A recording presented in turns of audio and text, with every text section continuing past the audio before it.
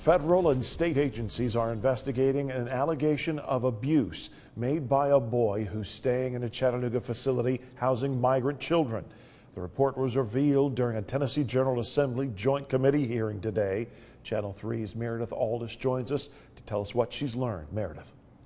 Greg, Commissioner Nichols for the Tennessee Department of Children's Services says children on site were interviewed at random and a boy revealed information that launched this investigation, and it is ongoing.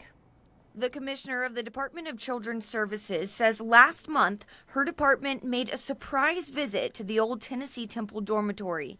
That facility is being rented by the Baptiste group to house migrant children ages 12 to 17. Nichols says out of the 62 youth staying there that day, 6 children were interviewed. We were given a list of names, and my coworker who was there with me that day just went through and just randomly picked names throughout there was no method to it. I think she just kind of went down the line and just picked, which is what we do generally. During the interviews, Nichols says a boy told them he had witnessed an act that requires an investigation. Mark Anderson with the Department of Children's Services says the majority of children staying at the facility are male. This raised some red flags for state representatives. I have a concern over trafficking.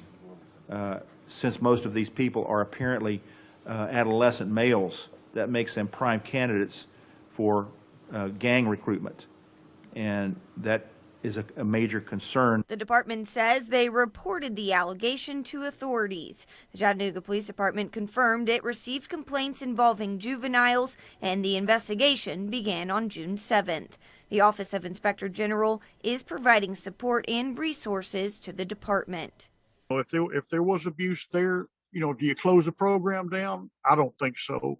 Do you make corrections and find out what really went on? I think that's the appropriate way to do it. During the meeting, state representatives asked why more children weren't interviewed on the day the allegation was made. If we felt that this was more than just an isolated incident, and again, it was the only one that was reported to us, then we would go and interview every youth at the facility.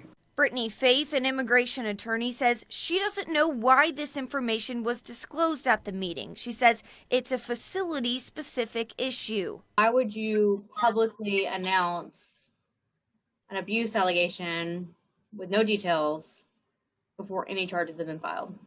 Unless, the state is trying to make a case against the shelter. These are children that are going through a legal immigration process and they deserve to be protected.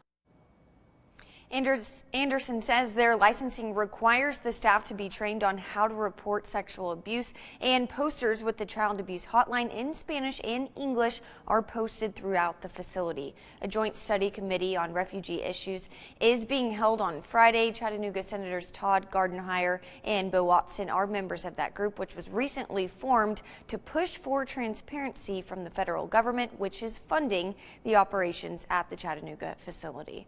Reporting live in the studio, Meredith Aldis, Channel 3 Eyewitness News.